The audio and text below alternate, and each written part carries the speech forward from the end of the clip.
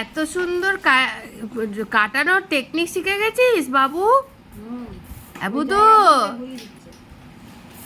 তোমার ডাক নাম কটা? 3টে? কি কি বলো?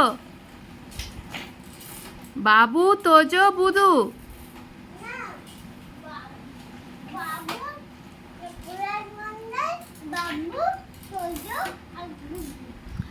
আচ্ছা, না প্রয়াস মণ্ডল তো ডাক নাম নয়, প্রয়াস মণ্ডল ভালো নাম।